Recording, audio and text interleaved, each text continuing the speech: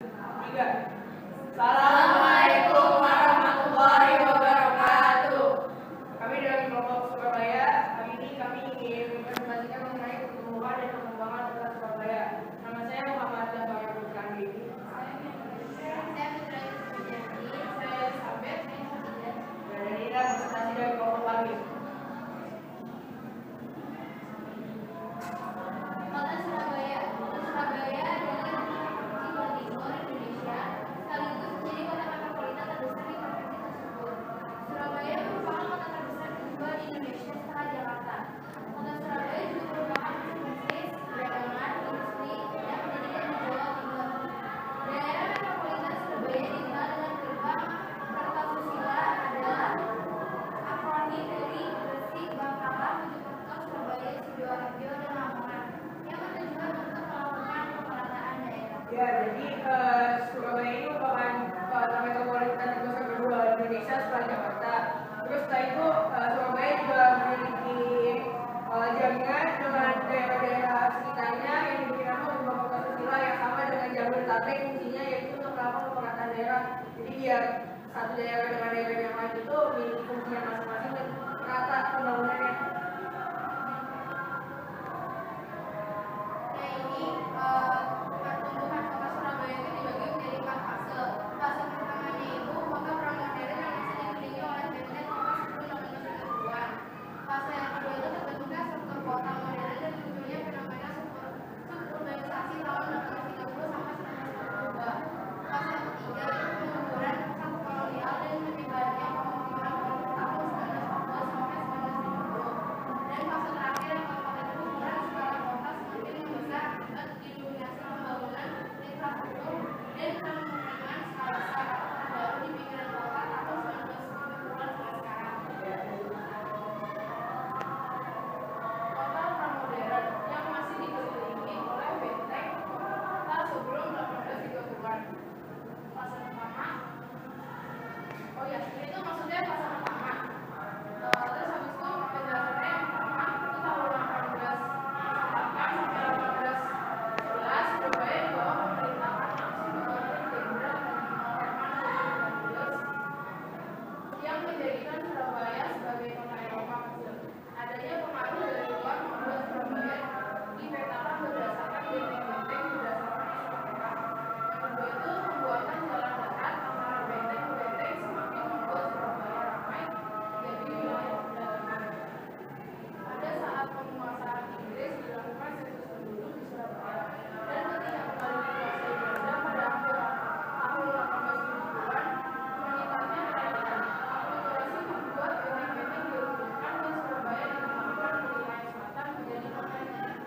Nah, jadi di sini itu pada tahun 1808 sampai 1811 dari pas jabatannya Herman Julius dia itu akibat dari pengaruh dari luar dia itu pengen buat kota Surabaya itu jadi kota Eropa kecil. Dia udah dari Eropa jadi pengaruh dari luarnya. Terus akibat dari pembuatan jalan darat Surabaya itu semakin ramai jadi pembuatan jalan itu berpengaruh besar buat keramaian Surabaya. Ya, sebuah fungsi kenapa dibuat benteng. Jadi kan dulu itu kan masih zaman perang. Jadi masih rawan kan kalau misalnya ada serangan atau gangguan yang lain-lain. Jadi dibuatnya tuh model benteng sekaligus pemukiman tapi juga sebagai tempat untuk bertahan atau bertahan dari segala bentuk serangan. Ini salah satu contoh benteng yang pernah ada tapi sudah dibutuhkan sekarang yaitu benteng Fritz Hendrik yang ada di Surabaya. Bentuknya struktur kota modern dan sumbernya fenomena suburbanisasi tahun 1830 sampai 1990-an.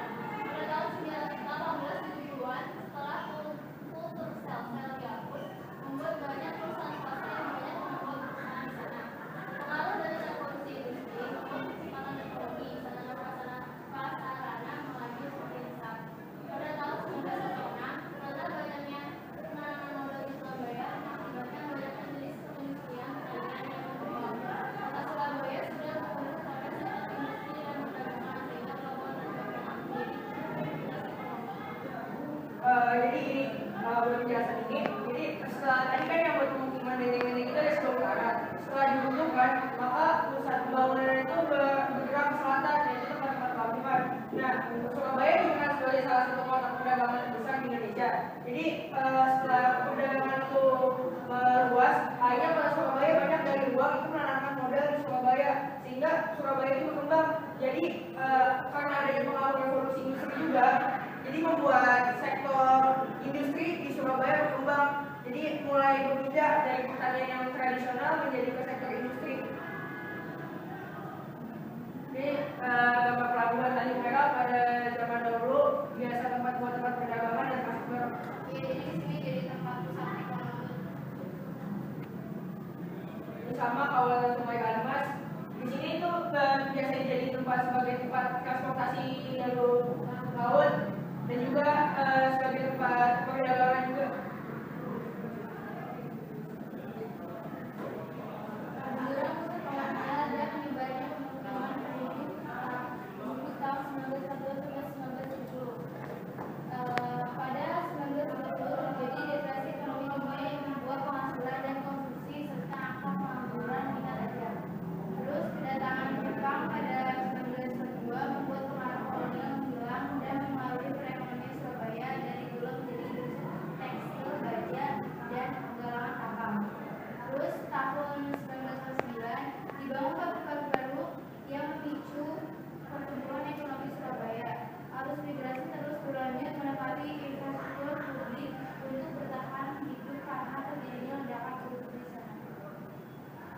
Jadi buat yang fase ketiga ini, Surabaya itu pada tahun 1930-an itu sempat mengalami kemunduran pada zaman kolonial. Namun setelah beberapa saat Jepang datang ke Indonesia pada tahun 1942. Setelah itu perindustrian di Surabaya itu berubah sektornya, yang tadinya memproduksi gula, yaitu salah satu kebutuhan primer, itu menjadi industri tekstil, baja, dan galangan kapal yang merupakan kebutuhan perang dari Jepang. Terus tahun 1949 setelah Indonesia merdeka, itu dibangun pabrik-pabrik baru yang memicu pertumbuhan ekonomi kota Surabaya. Namun di satu sisi karena adanya ledakan penduduk yang besar, banyaknya masyarakat yang akhirnya menempati infrastruktur publik seperti di jalan, bandara, kereta api dan lain-lain, hingga akhirnya membuat pernah terjadinya perkampungan kumuh di Surabaya. Terus di sini kenapa banyak terjadinya pengangguran itu gara-gara pas di kedatangan Jepang itu dia kan mengubah semua pengaruh kolonial. Jadi tuh dia benar-benar merubah semua kayak sistem pemerintahannya, semua yang awalnya yang dia jabat pas masa kolonial itu berhenti, jadi banyak pengangguran.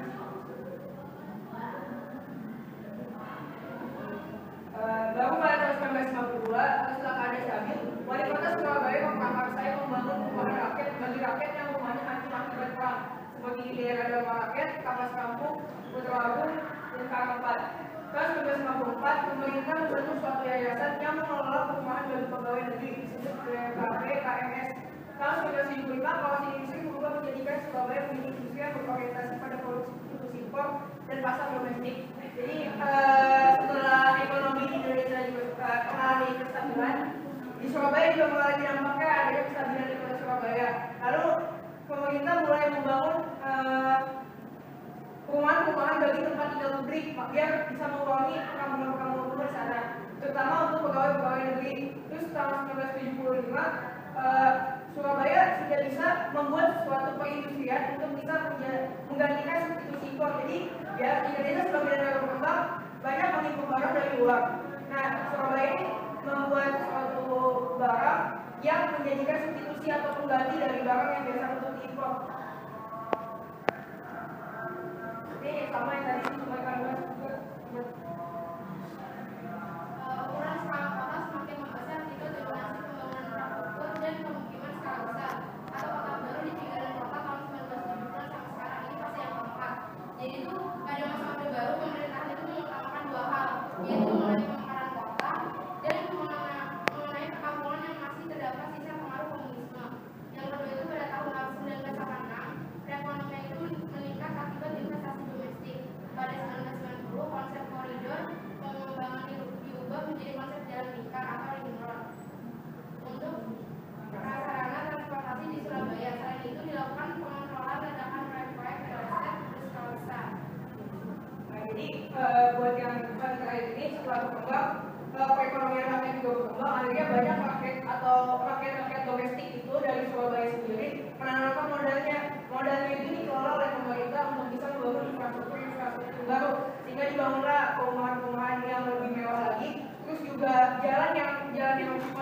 koridor yang biasa saja itu sudah dikembangkan model jembatan yang melingkar yang biasa disebut sebagai ringkut. Terus bisa juga bisa dilihat kalau pemerintah tuh pengen Indonesia tuh lepas dari pengalaman dari luar. Jadi mereka pengen menangani pengalaman yang ada dapat komunisme supaya mereka hilang lepas dari penjajahan. Kawasan Jembatan Merah dan kemudian disuruh menjadi kawasan modern dan mewah. Awal abad 20, Surabaya berubah drastis menjadi kota modern yang makmur, penuh perkantoran kelas menengah, hotel-hotel mewah, mobil dan pusat perbelanjaan yang prestisius dikelilingi perumahan-perumahan mewah dengan konsep kota taman atau garden. Bahkan kota Surabaya disebut-sebut sebagai the most modern city in the English. Pada awal abad 20, Surabaya sebagai pusat pelabuhan tersibuk dan terbesar di seluruh wilayah Indonesia. Ya, jadi kawasan yang dikembangkan di kota Surabaya itu yaitu kawasan Jembatan Merah dan kawasan Bendungan. Dulu waktu zaman kolonial, kawasan ini biasanya dipakai sebagai tempat pemerintahan itu ada di Jembatan Merah. Dan Bendungan itu biasanya juga dipakai buat tempat pemukiman. Nah sekarang dua-duanya itu dikembangkan, jadi di situ sudah ada pusat perbelanjaan, pemukiman yang ada juga diubah masing-masing menjadi konsep yang lebih mewah. Terus juga dibangun taman-taman baru yang kalau misalkan sekarang kita ke sana itu sudah memakai konsep smart city. Jadi di taman-taman itu dilengkapi dengan fasilitas-fasilitas yang menunjang aktivitas rakyat. Jadi kawasan Jembatan Merah zaman dahulu dan zaman sekarang biasa dipakai sebagai tempat pemerintahan. Itu juga kawasan Bendungan. Sekarang jadi salah satu pusat perbelanjaan di kota Surabaya. Ini perumahan yang satelit merupakan perumahan real estate pertama yang dibangun di kota Surabaya. Dan untuk pembangunannya itu dilakukan kerjasama antara pemerintah dan adanya penanaman modal dari swasta.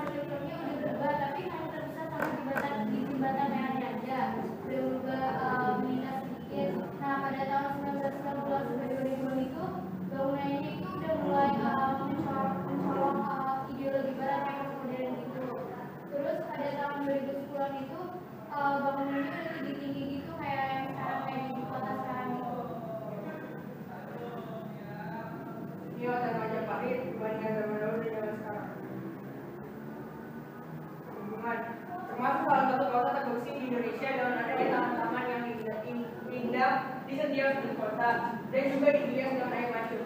Taman Bambu termasuk taman terbaik di Asia karena fasilitasnya lengkap dan terpadu pada tahun 2013. Termasuk kota metropolitan terbersih dan disebut kota Adipura pada tahun 1980 sampai 1990-an. Pada tahun 2011 dan 2014, Surabaya memperoleh penghargaan ASEAN yaitu kota dewan penata lingkungan berkelanjutan terbaik se-ASEAN. Jadi Surabaya itu bukan cuma ngembangin infrastrukturnya, bangunan-bangunannya, cuma lingkungannya juga diperhatiin. Kayak misalkan contohnya itu Taman Bangkul, itu kan malah jadi taman terbaik di Asia, terus fasilitasnya lengkap, bersih. Dan Surabaya itu taman-tamannya juga sama ruang terbuka hijaunya itu selalu mendapat penghargaan dari tiap tahunnya, kayak dari 2013 dan 2000 sampai sekarang. Itu tuh selalu mendapat penghargaan jadi taman dan tata ruang terbaik se-Asia. Ini taman Google dan sekarang fasilitas yang lebih lengkap. Perekonomian, Surabaya menjadi pusat penopang perekonomian wilayah Indonesia Timur dan Tengah. 1. Surabaya Pusat. Kawasan ini merupakan sebagai pusat bisnis sejak 3 dekade yang lalu. Yang kedua, Surabaya Barat. Tahun 1990-an, kawasan ini dikenal sebagai salah satu kawasan mati yang tidak berkembang di Surabaya. Namun sekarang telah berkembang sebagai salah satu kawasan berbisnis dengan berdirinya perumahan-perumahan elit. Jadi, kemajuan kota Surabaya, perekonomiannya itu tidak hanya menolong dari untuk kota Surabaya tersebut, namun sekarang Surabaya bisa untuk membantu perekonomian wilayah-wilayah yang masih terbelakang di wilayah Indonesia bagian timur. Terus Surabaya juga mulai melakukan persebaran wilayah untuk setiap fungsinya masing-masing. Jadi yang biasanya pusat itu dijadikan sebagai tempat aktivitas masyarakat yang bekerja, nah yang barat tadinya mati itu dijadikan sebagai tempat pemukiman atau perumahan-perumahan. Jadi rakyat yang sudah bekerja, rumahnya itu tinggalnya biasanya di sebelah barat Surabaya. Ini kawasan Central Business District Surabaya yang berada di pusat kota Surabaya. Pembangunan fisiknya itu yang pertama proyek listrik Surabaya, yang kedua itu pengadaan rumah sampah, Takapura dan komposter. Yang ketiga itu pengadaan permainan edukasi serta pembentukan taman bacaan masyarakat dan buku PAUD. Yang keempat itu pembuatan saluran air kali, yang kelima itu dibuatnya jembatan kereta. Jadi di sini itu banyak pembangunan yang berbentuk fisik itu juga mengutamakan untuk kebutuhan masyarakat, buat anak-anak, buat SDM itu biar lebih bagus dari digitunya bacaan, edukasi, permainan, bahkan buat edukasi. Terus mereka juga mengutamakan tentang kebersihan lingkungan, kayak mengadakan gerbang sampah, taman kuda dan komposter. Terus mereka mulai membuat proyek transit Surabaya ini mulai dibangun Agustus 2019 ini. Pembangunan non-fisik. Yang pertama itu pelatihan otomotif, pengelolaan peternakan atau perikanan, menjaga kecantikan atau penataan pabrik. Yang kedua, pemberdayaan usaha kecil menengah atau UKM bagi masyarakat. Yang ketiga, pemberdayaan bagi anak muda. Yang keempat, pemberdayaan lapangan kerja. Jadi selain membangun fisik atau infrastruktur di kota Surabaya, namun pemerintah juga mengutamakan pembangunan fisik atau pengembangan dari sumber daya manusia yang ada di kota Surabaya, terutama untuk membantu perekonomian rakyat menengah. Maka pemerintah berusaha untuk membantu semaksimal mungkin mengupayakan UKM atau usaha kecil menengah dan diberikan pelatihan-pelatihan untuk bisa meningkatkan kualitas dari sumber daya yang ada.